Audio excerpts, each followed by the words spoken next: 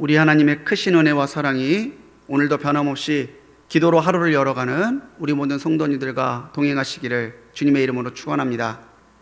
또한 우리 온라인을 통해서 자신의 처소를 기도의 제단으로 삼아가고 있는 우리 모든 불꽃교회 성도님들께도 동일한 은혜와 사랑이 함께 하시기를 주님의 이름으로 축원합니다.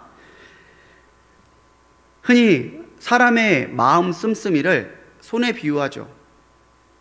우리 교회도 손 크신 분들 진짜 많아요. 이걸 다 어떻게 먹으라고 하면서 나누시는 분도 있고, 어떻게 저런 상황에서 저렇게 나누실 수 있을까? 사랑의 손이 크신 분도 참 많아요.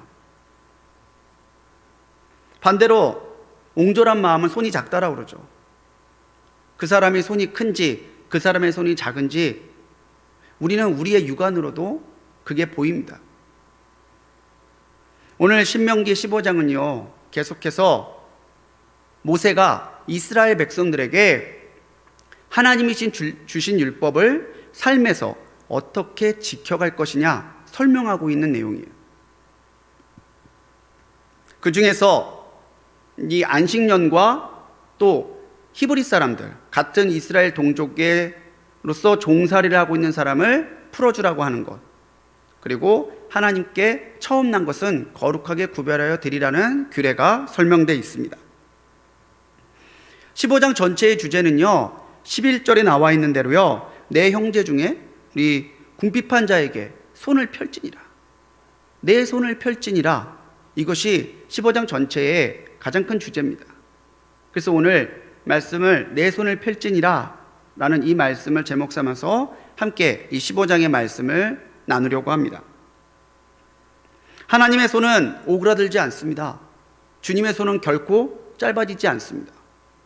짧아지지 아니한 하나님의 손의 권능으로 우리가 누리고 우리가 그것을 힘입어 사는데, 그 은혜를 받은 우리의 손이 오그라들고 손이 펴지지 않는다면요 그것만큼 부끄러운 일이 없을 거예요.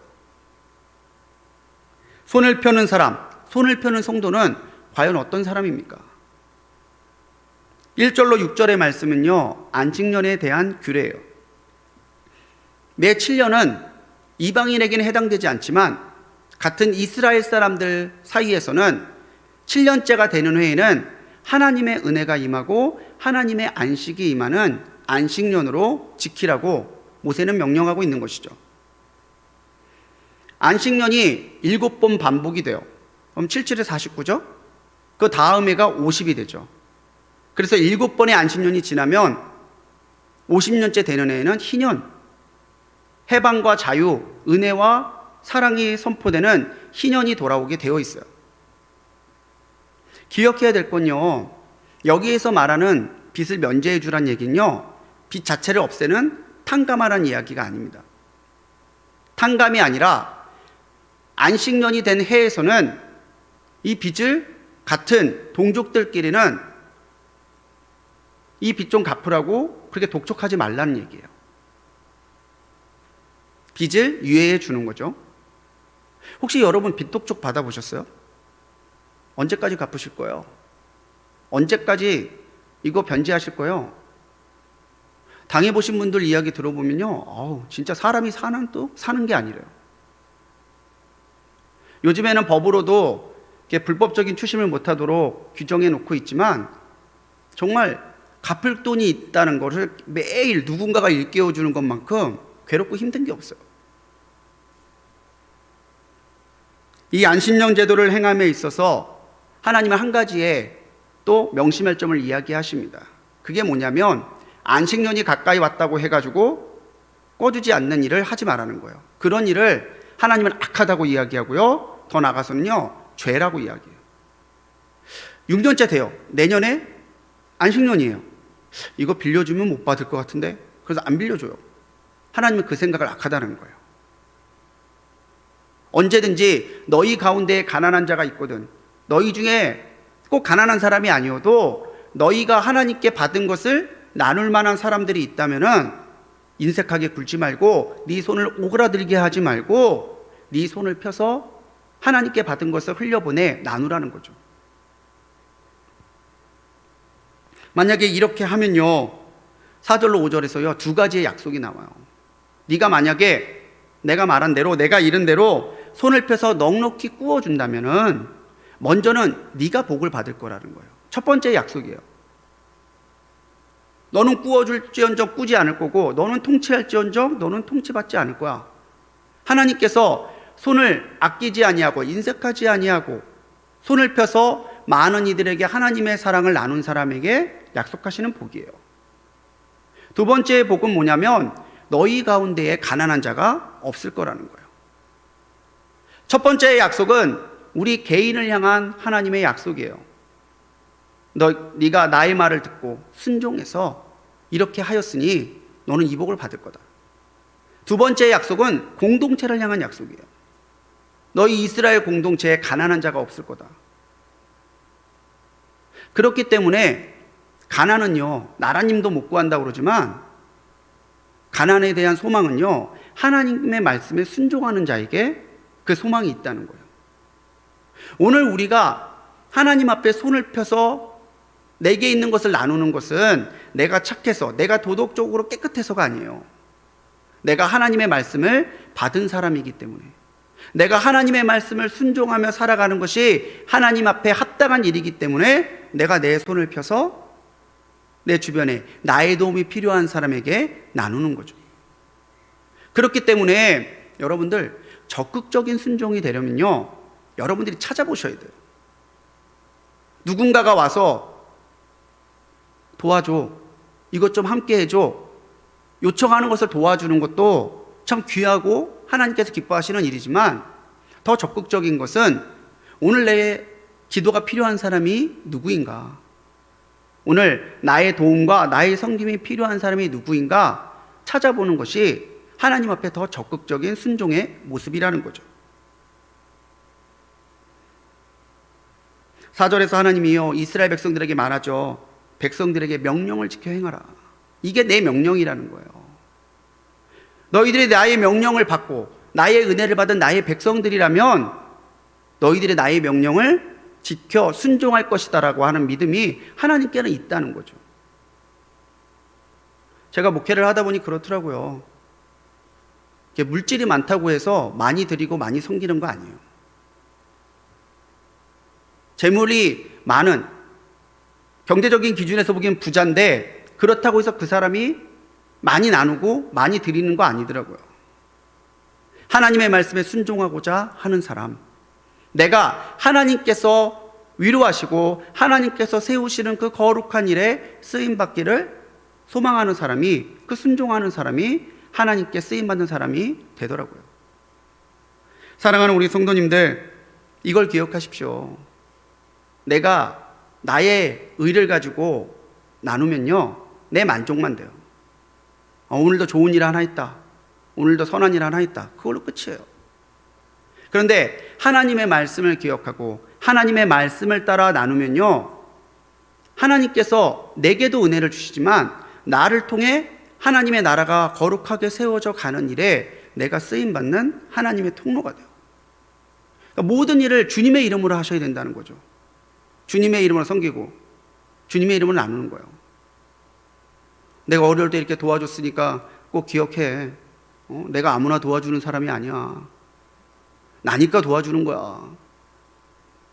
이 모습과 너무 고마워요, 너무 감사해요, 나는 하나님께 주신 거 그냥 나누는 것 뿐이에요, 하나님께서 도우시는 거예요. 이 모습과 어느 모습이 과연 순종하는 사람의 모습입니까? 오늘도 하나님께서는 우리가 주변에 눈을 돌려 하나님의 은혜를 흘려보낼 사람을 찾기를 원하십니다. 그리고 손을 펴서 돕기를 원하십니다. 순종하는 마음으로 하나님 앞에 그 말씀을 적극적으로 순종하여 이루어가는 우리 성도님들이 되시기 바랍니다. 우리가 하나님 앞에 손을 펴서 섬기는 사람이 되어야 되는 이유는요, 내가 먼저 받은 사람이기 때문에 그렇습니다. 12절로 18절은 같은 히브리 동족 중에 종의 생활을 하고 있는 사람에 대한 규례. 같은 이스라엘 사람인데 너무 경제적으로 어려워요. 빚을 진 게 있는데 갚을 방법이 없어요. 그래서 자신의 몸을 팔아서 몸으로 이 빚을 갚아가고 있는 히브리 동족에 있는 사람을 너는 긍휼히 여기는 마음을 그치지 말라는 거죠. 아, 이스라엘 사람인데, 같은 동족인데, 저 얼마나 힘들면 저기서, 얼마나 어려우면 저기서 종살이 하고 있나. 그런 긍휼의 마음을 같은 공동체의 구성원인 동족인 이스라엘 사람들끼리는 품으란 얘기예요. 그러다가 안식년이 되면 이제 됐어. 그만큼 했으면 됐어. 그러면서 그 사람을 놓아서 그 사람이 하나님의 자유하게 하시는 은혜를 그 사람도 누릴 수 있도록 하라는 거죠.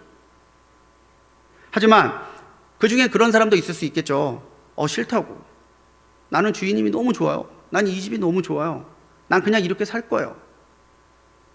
그러면은 그 사람의 자발적인 의사에 따라서 종의 생활을 하겠다고 한다면 그 사람을 데려다가 이 문지방에 귀를 대고 송곳으로 뚫어서 이것이 이 사람의 자발적인 종의 선택이다라고 하는 것을 표식을 남기라는 거예요. 귀는 뭐 하는 기관이죠? 귀의 기능이 뭐예요? 듣는 거예요. 그래서 귀에 구멍을 뚫는다는 건요, 그가 전적으로 주인에게 순종하겠다는 의미예요. 문은요, 그 집으로 들어가려면 거쳐가는 통로죠.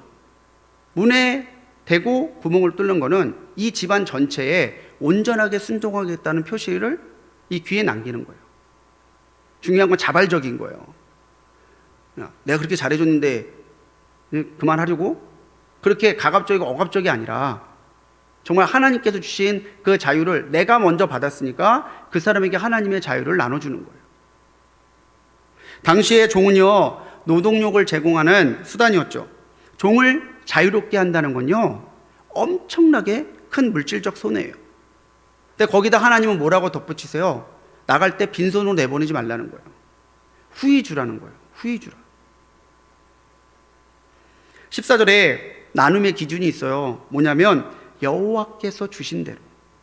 자, 이 말이 뭡니까? 하나님의 관점에서 보면 하나님이 주신 거고, 우리의 관점에서 보면 하나님께 받은 거예요. 내가 내 것을 누리고 있다고 해서 이것이 정말 내 것이 아니라 이것이 하나님께 받은 거예요. 그러면서 기억하라고 이야기하죠. 너도 애굽에서 종살이 했었어. 너도 아무것도 없었어. 그런데 하나님께서 애굽에서 이스라엘 백성들을 이끌어내셨어요. 그래서 자유롭게 풀어주셨죠. 애굽에서 나올 때 이스라엘 사람들이 빈손으로 나왔습니까? 아니요. 애굽 사람들에게 그동안 일했던 품삯 다 받아갖고 나왔어요. 얼마나 풍요롭게 받았던지 성전, 성막 지을 때 우리는 알잖아요. 성막에 들어갔던 그 휘황찬란 모든 금액들의 거의 대부분이 어디서 난 거겠어요?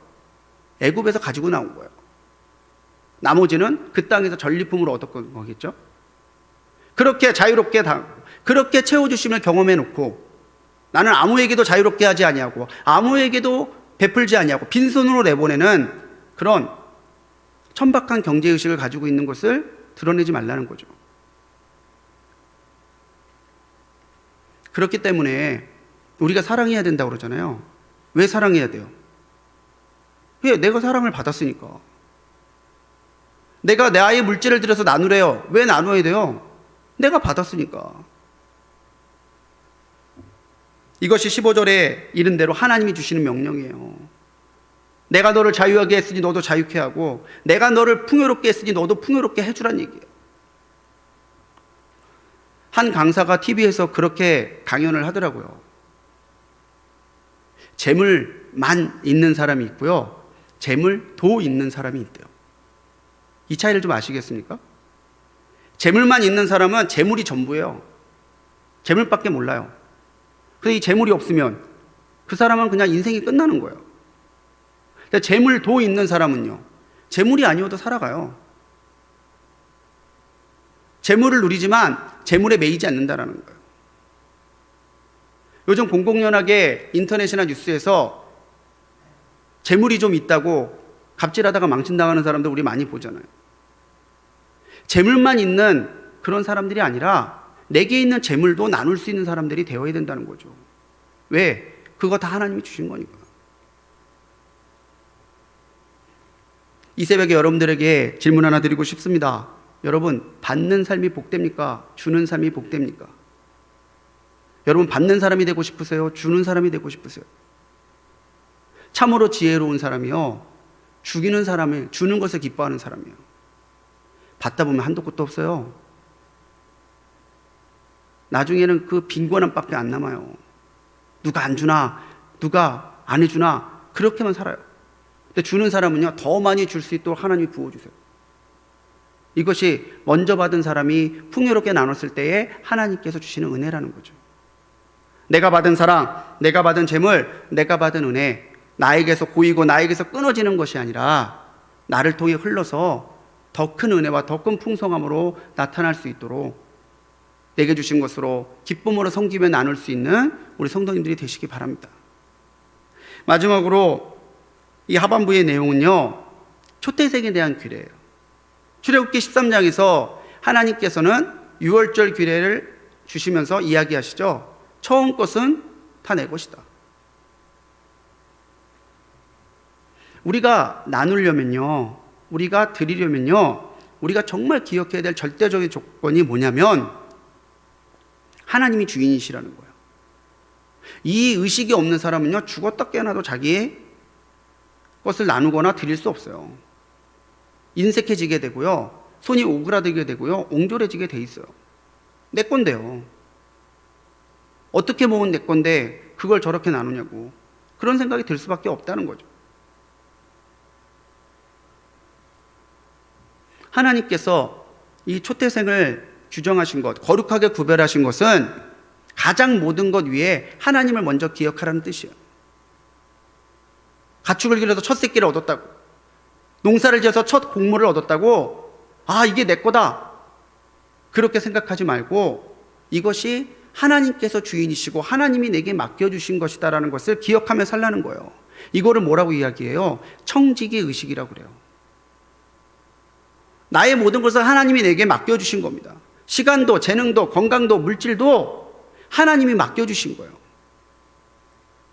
우리는 하나님의 것을 거룩하게, 하나님의 것을 지혜롭게 관리해야 될 사명을 받고 오늘을 살아가는 사람이라는 거예요. 그러면서 이야기하죠. 이 재물은, 거룩하게 구별된 것은 매년 거룩하게 구별된 곳에서만 먹어라. 이스라엘 백성들에게 짐승을 잡는다는 것, 특히 거룩하게 구별된 짐승을 잡는다는 건요, 제사를 얘기해요. 제사할 때 그렇게 하는 거예요. 매년 하나님 앞에 예배하며 하나님 앞에 제사하면서 하나님이 정하신 곳 성소에서 이 제물은 잡아서 제사장과 함께 나누어 먹도록 되어 있죠. 하지만 흠이 있거나 눈이 멀거나 저른 것, 이런 것들은 하나님께 드릴 수 없다라고 분명하게 규정하고 있어요. 최고의 것, 가장 좋은 것, 그거 하나님 앞에 드려야 된다는 거예요. 내가 쓰고 나서 드리는 것이 아니라 드리고 나서 쓰는 거예요. 이 명확한 우선순위가 우리 가운데 있을 때에 우리는 하나님께도 드릴 수 있고 이웃과도 나눌 수 있는 거죠. 오늘 나의 모든 것의 주인이 하나님이심을 분명히 기억하는 우리 성도님들이 되십시오. 하나님이 주신 것을 내가 내 것이라고 착각하는 순간이 교만이 들어가는 순간이고, 사랑 없음이, 무자비함이 들어가는 순간이고, 하나님의 은혜에서 멀어지는 순간이에요. 내 모든 것이 하나님께로 왔다는 것을 기억하고 하나님 앞에 드리며 나눌 때에 하나님께서는 그것을 분명하게 기뻐하신다는 거예요. 그래서 오늘 신명기 15장을 보면서 우리가 기억해야 될 것은, 믿는 사람은요, 어떻게 내게 주신 것, 재물과 소유를 관리해야 되느냐? 바로 드림과 나눔이라는 거예요. 하나님께 먼저 드리고 이웃과 나누고, 그리고 나의 기쁨을 위해서 쓰는 거죠. 그래서 하나님의 거룩한 공동체 안에는 드림과 나눔만 있어야 돼요. 주고받는 거래가 있어서는 안 되고요. 나의 이익을 얻기 위해서 다른 공동체, 같은 교회 식구들을, 같은 거룩한 공동체 형제 자매들을 나의 이익을 위해서 희생시키는 일이 있어서는 안 된다라는 거죠. 교회 안에선 드림만 있어야 돼요. 그러면 하나님의 은혜의 기쁨이 더 풍성하게 있어요. 하나님의 교회에서는 거래가 아니라 하나님 앞에 그 사랑에 입각해서 드리는 나눔이 있어야 돼요. 우리 안에 드림과 나눔이 막히지 아니하고 그렇게 흐르는 물처럼 원활하게 흘러들어갈 때에 거기에서 하나님의 사랑이 나타나고, 거기에서 내게 주신 하나님의 복이 드러나고 나를 통해서 하나님께서 공동체를 세워가는 놀라운 역사의 시작들을 보게 하실 거라는 거예요. 사랑하는 성도님들, 오늘 하루 하나님의 뜻대로 손을 펴는 하루가 되시기 바랍니다. 한번 생각해 보세요. 내 손이 곱아 있지 않나? 코로나라고 해서, 어려운 시대를 산다고 해서 내가 하나님 앞에 드리고 내가 이웃과 나눔에 인색하지 않나? 한번 돌아보십시오. 거기에서 하나님의 사랑이 시작되고 거기에서 하나님의 은혜가 시작될 줄 믿습니다. 오늘도 손을 펴서 짧아지지 아니한 오른손으로 우리를 붙드시는 하나님의 은혜를 받은 사람답게 그렇게 드리며 나누며 살아갈 수 있는 우리 불꽃교회 성도님들이 되시기를 주님의 이름으로 간절히 축원합니다. 기도하시겠습니다.